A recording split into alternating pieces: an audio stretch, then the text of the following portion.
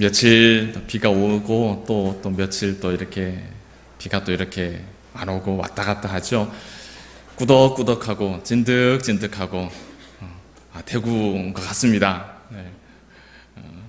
건강관리 잘 하셔가지고 또 이번 주에는 비 소식이 좀 있는 것 같아요. 오락가락하는 날씨에 또 감기 또 독감 안 하시면 좋겠습니다. 다음 주에도 아무도 건강 문제 때문에 교회를 이렇게 예배를 수정들지 못하는 일이 없도록 우리 건강 관리 잘 하는 것도 하나님 앞에 귀한 역할이니까 건강하게 여름 잘 하시면 좋겠습니다. 최근에 우리가 로마서 말씀을 가지고 새벽 기도회를 쭉 진행을 해왔어요. 그리고 신자됨, 우리가 어떻게 예수 믿는 어떤 사람인가에 관한 이야기도 2, 3주 이렇게 말씀을 나눈 것 같습니다. 그와 같은 말씀을 나누면서 자연스럽게 도드라지는 한 가지 주제가 또 생기는데요. 그건 다름이 아니라 예배에 관한 이야기입니다. 예배. 우리가 믿는 사람으로 예배를 어떻게 이해하고 있는가 하는 것을 한번 점검할 필요가 있겠다 해서 오늘 이 제목처럼 예배는 절대적 우선이다라는 이 제목으로 오늘 말씀을 나누려고 합니다. 매일 또 매주 반복되는 저와 여러분의 이 예배가 특별한 의미 없는 예배가 되고 그저 그냥 이렇게 출입하는 드나드는 한 시간이 되지 않고 분명한 우리의 삶의 어떤 결과를 가지고 오는 그런 예배가 될 수 있는 일체의 비결이 어쩌면 이 말씀 가운데 담겨 있을 것 같아요. 그래서 오늘은 예배의 아주 독특한 성격인 우선됨 그리고 절대적 우선됨, 이 두 가지를 한번 살펴보고 마지막에 이 본문 말씀을 가지고 이런 예배를 드리는 자에게 하나님께서 약속하신 복은 어떤 것인가를 정리하면 될 것 같습니다. 첫 번째로 우리가 함께 묵상할 내용은 예배가 가지고 있는 우선성입니다. 예배는 우선이다라는 거죠.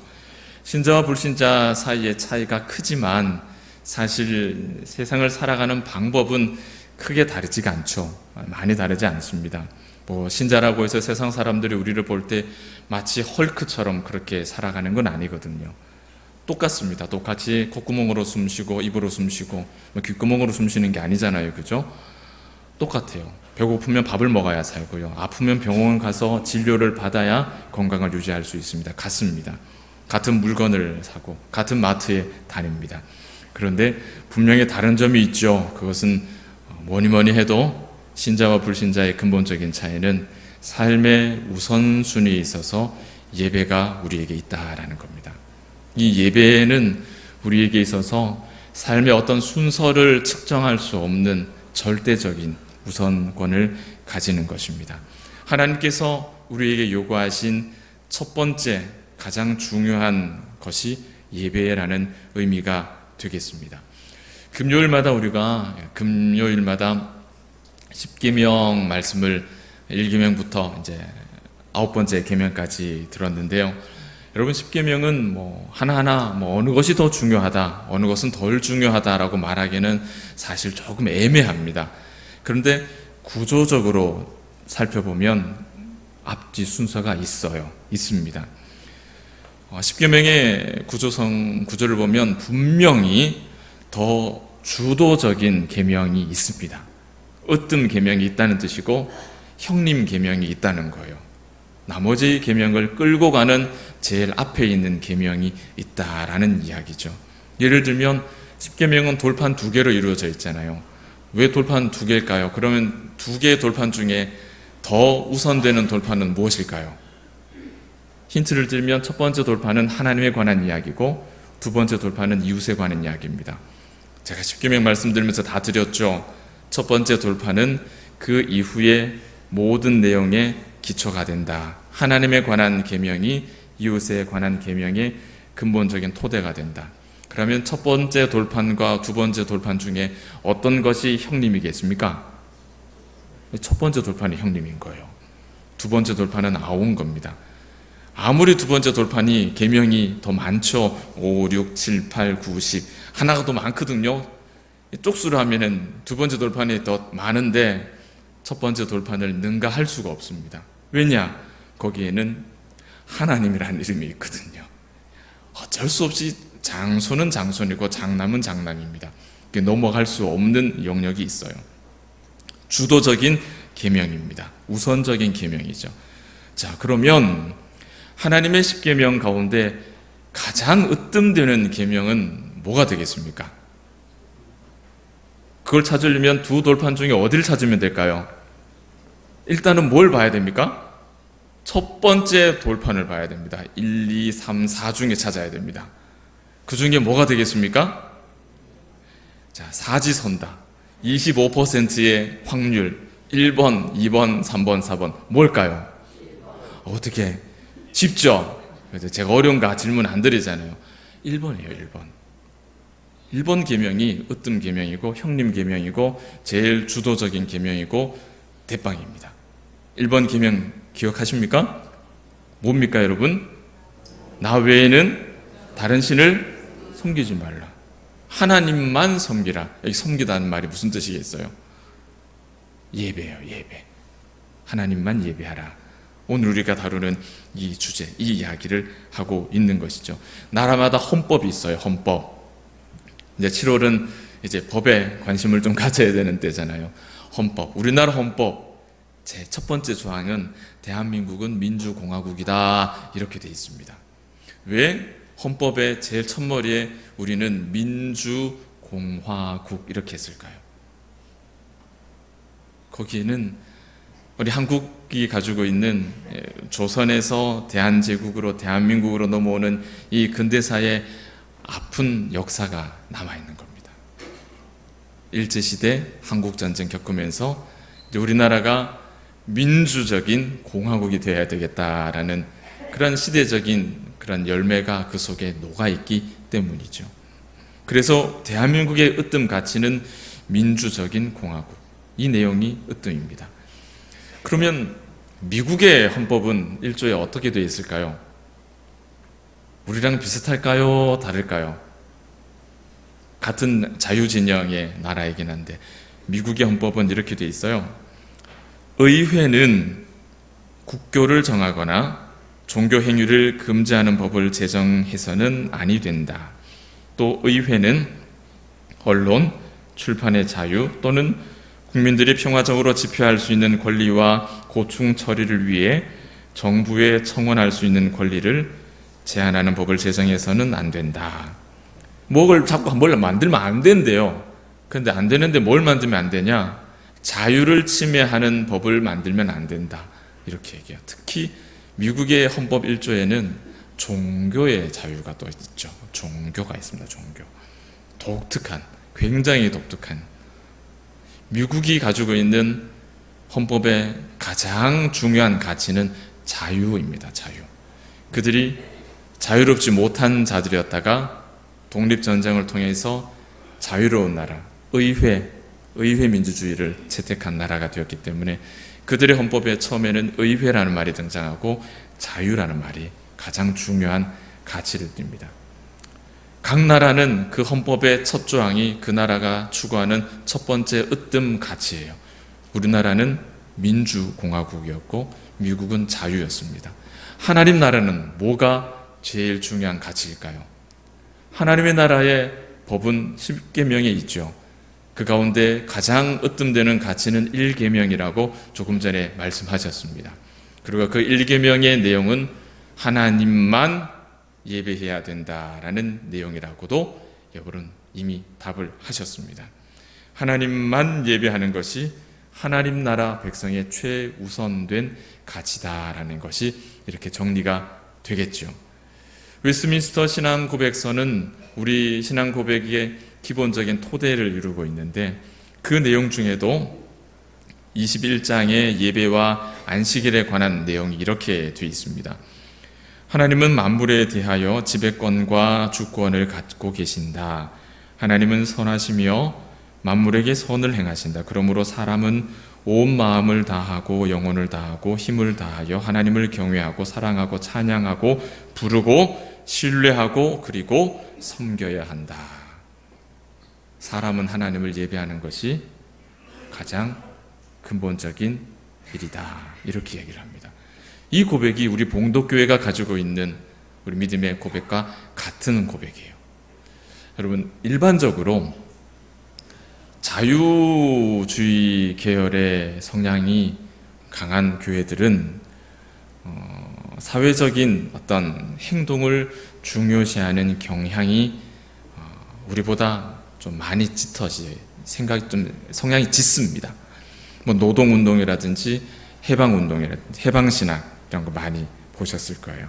예를 들면 문익환 목사님 같은 경우 북한에 갔다 오셨잖아요, 그죠? 그분 같은 어떤 그 성향들에 많이 치우쳐 있죠. 그래서 그 교회의 어떤 예배가 우선입니까? 사회적인 약자를 보살피는 것이 우선입니까? 교회의 역할은 무엇입니까? 라고 물으면 그분들은 별 고민하지 않고 후자를 택합니다.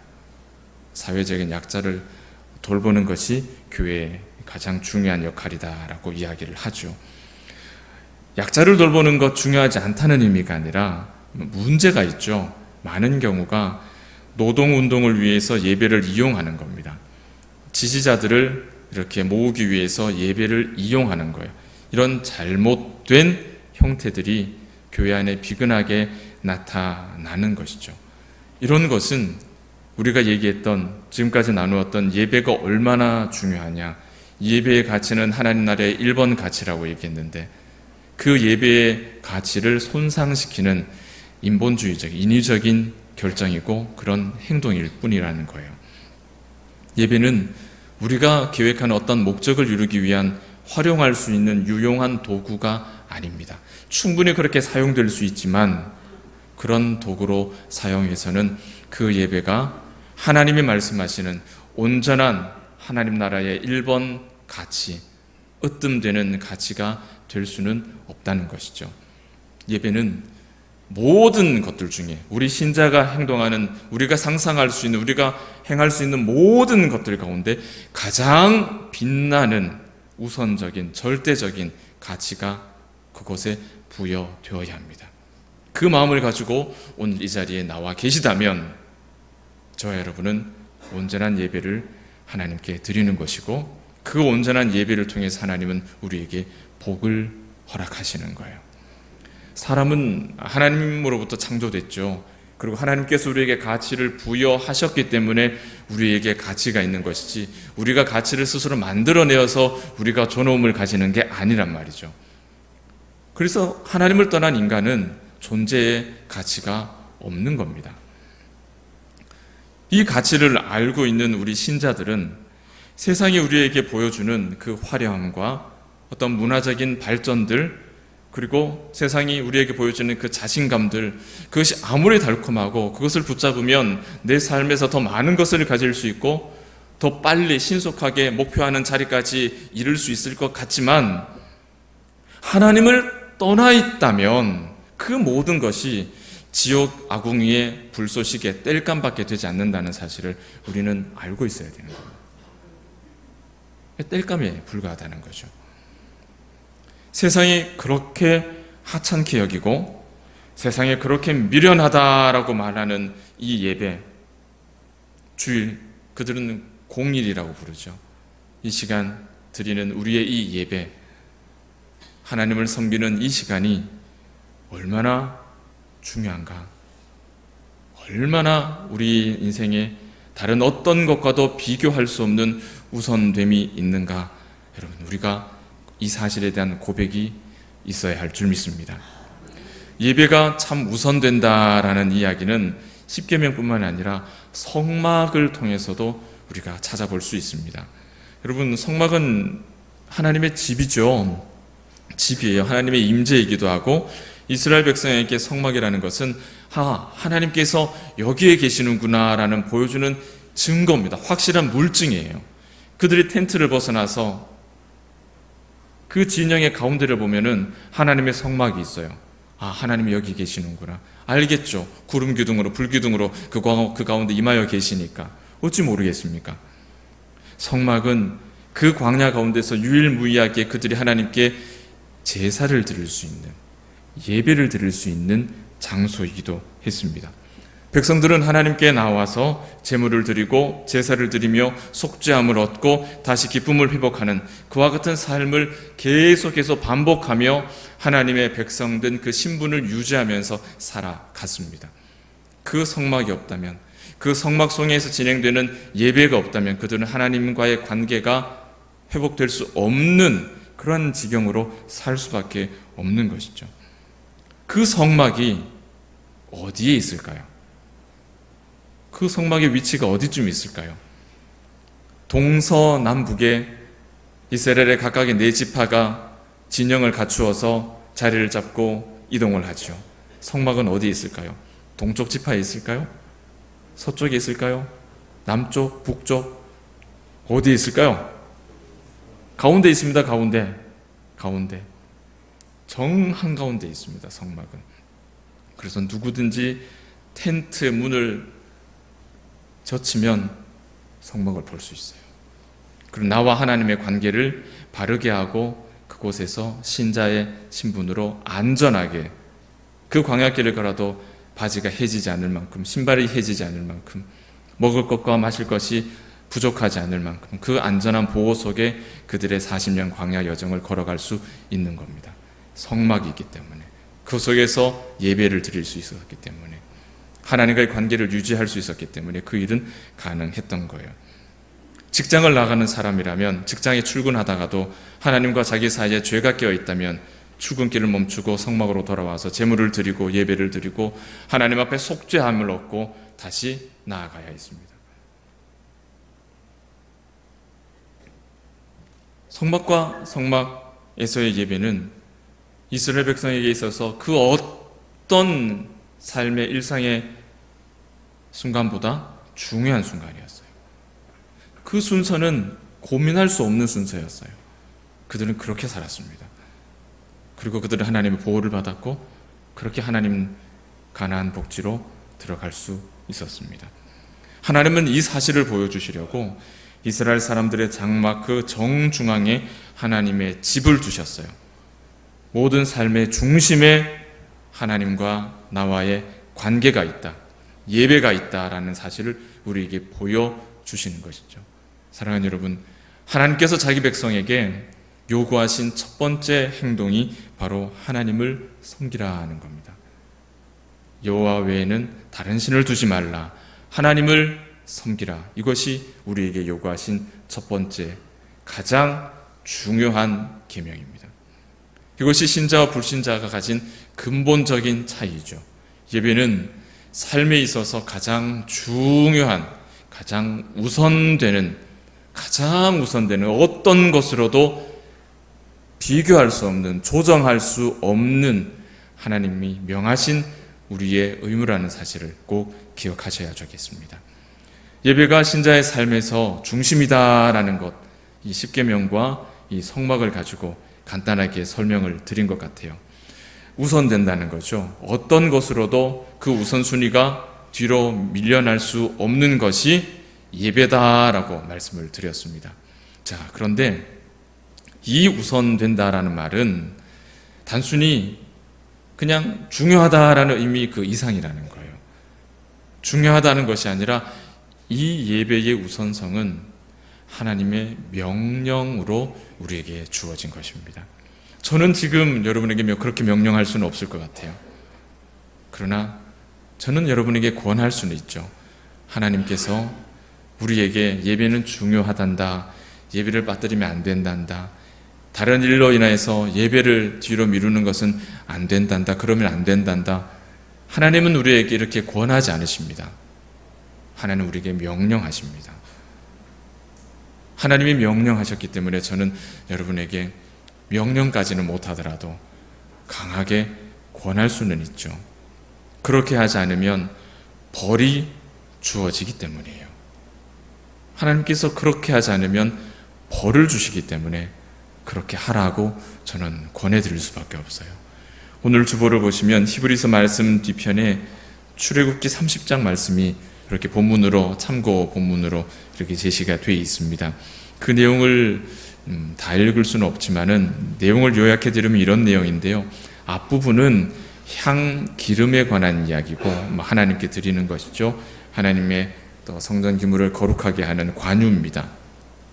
뒷부분은 향에 관한 이야기인데요. 그 향기름과 향에 관한 설명과 용도는 다른데 향기름에 관해서 특수조항이 있어요. 그리고 제일 마지막에 향에 관해서도 특수조항이 있어요. 그 특수조항은 내용이 같습니다. 그 내용이 무엇이냐 하면 하나님께 드릴 것과 똑같은 것을 사람이 사용할 목적으로 만든다면 그는 죽음을 면치 못한다라는 특약입니다. 특약. 하나님께 드릴 것을 그것을 사람이 취하면 그는 죽음을 면치 못한다라는 특약이에요. 굉장히 무서운 벌이죠. 하나님께서 왜 이런 벌을 명하셨을까? 이유는 생각보다 간단합니다, 여러분. 하나님의 백성은 하나님께 드릴 것을 구별해야 되죠. 구별해야 되는 겁니다. 가장 좋은 것은 하나님께 돌려드려야 하는 것이죠. 하나님께 드리는 것이 절대적이어야 한다는 것입니다.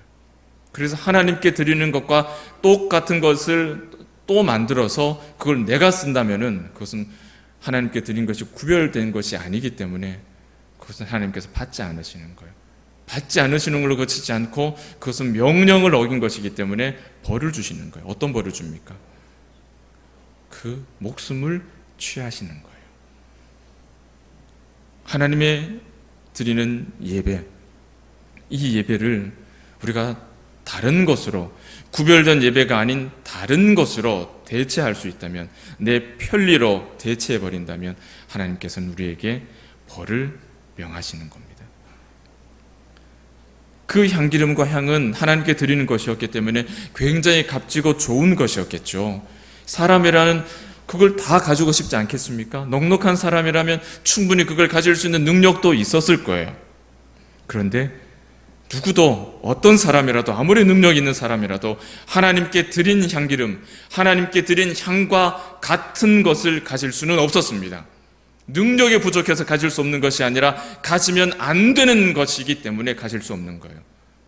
그것은 구별된 것이기 때문에, 그것은 절대적인 것이기 때문에 그렇게 명하신 것이 하나님만 섬기라는 예배예요.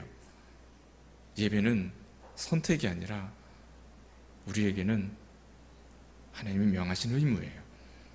그 예배를 다른 것과, 내가 그 예배보다 더 절대적으로 좋아하는 것과 비교하고 그 앞뒤를 조정한다는 것은, 그것은 하나님께 구별된 것을 드리지 않은 것과 같은 것입니다. 예배는 언제나 우리의 일상에 있어서 다른 그 어떤 것과도 비교할 수 없는 절대적인 우선권을 가져야 됩니다. 예배는 잘 드려야 돼, 빠지면 안 돼, 이 정도로 제가 권할 수 있는 게 아니에요.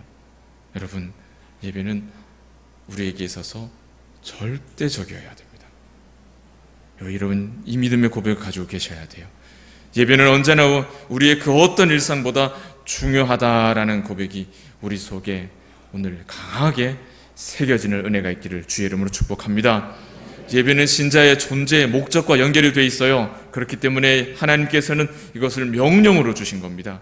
해도 되고 안 해도 된다면 하나님 명령하지 않으세요. 그런 하나님께서 명하신 것은 우리의 존재의 목적과 관계되어 있어요.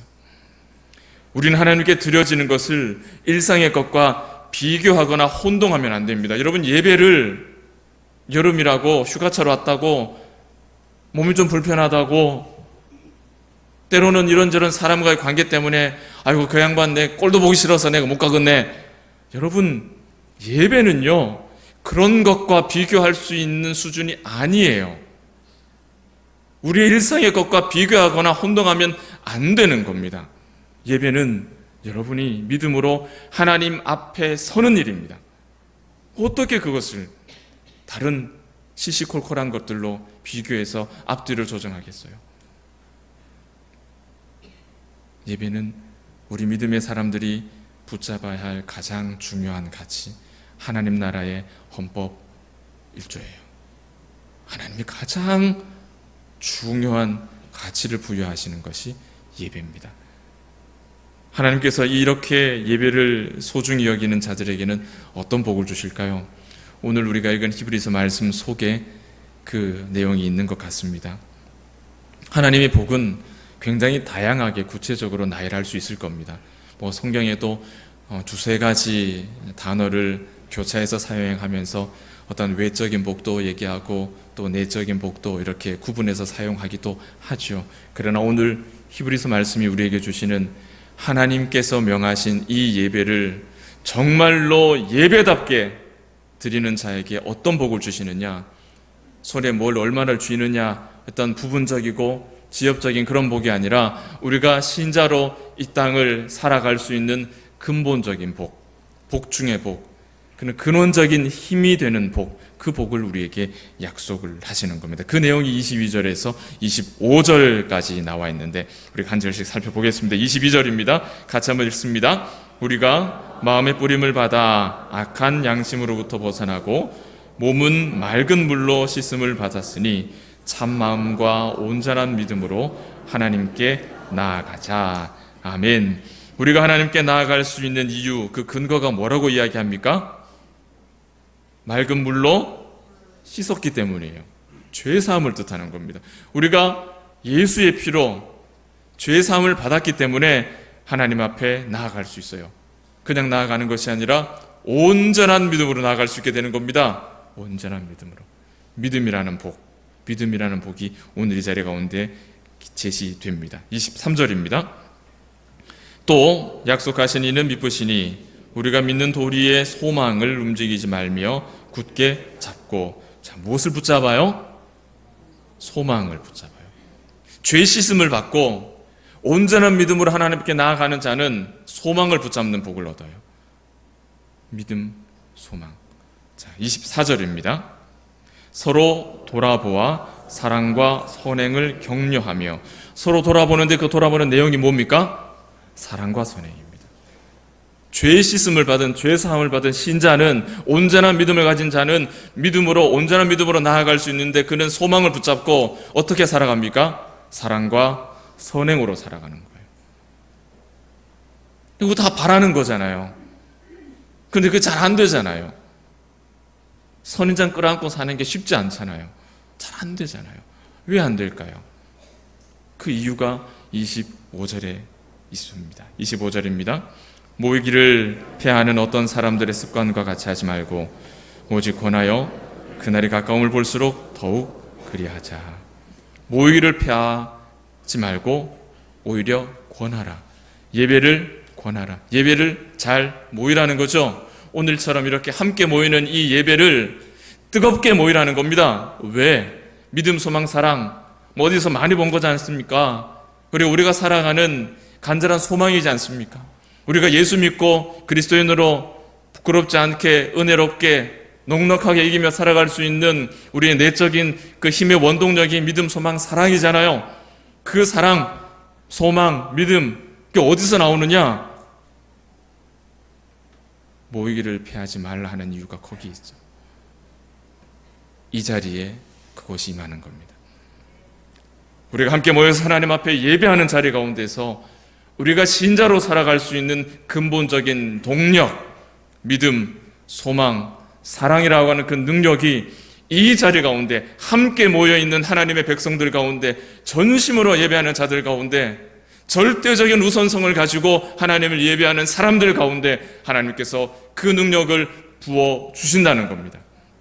우리가 믿음, 소망, 사랑으로 살아가려고 하지만 실패하는 이유, 우리의 예배가 절대적인 우선권을 가진 예배가 아닌 종교적인 의무로, 내가 예수 믿는 사람이니 주일 교회를 가야 하니 1시간 다녀오는 정도, 여러분 그 정도 그런 예배를 드리기 때문에 우리 안에 믿음의 힘이, 소망의 힘이, 사랑의 힘이 부족한 것은 아닐까요?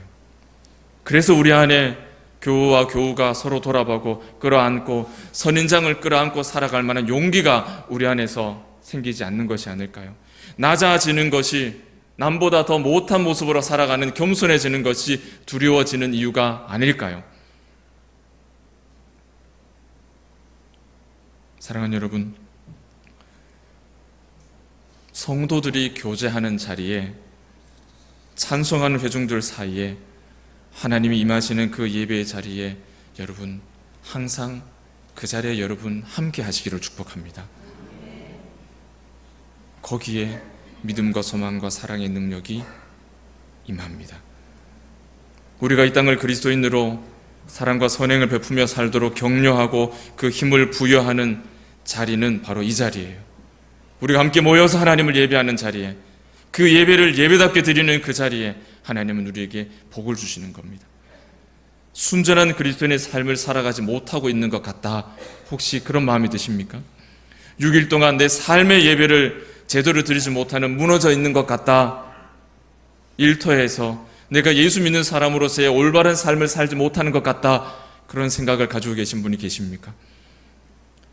온전한 주일 하루의 예배조차도 나는 제대로 드리지 못하는 것 같다, 1시간 가서 엉덩이 붙이고 있다가 돌아오면 끝이다, 나의 예배는 이 정도 수준인 것 같다, 그런 마음을 가지고 계시는 분이 있으십니까? 종교적인 의무, 그러나 그럼에도 불구하고 이 예배가 나의 편리에 따라서 예배를, 교회를 드나드는 것으로 예배를 드리고 있다라고 생각하지 않으십니까? 만약 그렇다면 우리는 절대로 믿음으로, 소망으로, 사랑으로 이 땅을 살아갈 수가 없을 것입니다. 왜? 그런 힘이 우리에게 공급되지 않기 때문이죠. 우리는 이 힘을 지속적으로 공급받아야 돼요. 그 힘이 어디에서 나온다고요? 우리가 함께 모이는 예배의 자리 가운데, 우리가 함께 기도하는 자리 가운데, 우리가 함께 찬송하는 자리 가운데, 그 예배를 받으신 하나님께서 흡족하셔서 우리에게 그 힘을 공급해 주시는 거예요. 사랑하는 여러분, 지난 주일에 어쩌면 오늘 이 예배, 이 말씀의 주제를, 결론을 먼저 말씀드린 것 같아요. 예배라는 것은 우리 삶의 궁극적인 동력이라고 말씀을 드렸습니다. 우리가 오늘 예배의 절대적인 우선성을 배웠지만, 그걸 알고도 예배를 함부로 여기고 내 마음에 편리대로 해버리고 또 예배를 빠져버리고, 여러분 그렇다고 해서 하나님께서 마른 하늘에 벼락 내려가고 우리를 천국 데리고 가시겠습니까? 그런 일은 안 생길 거예요. 그런 일은 생기지 않을 거예요.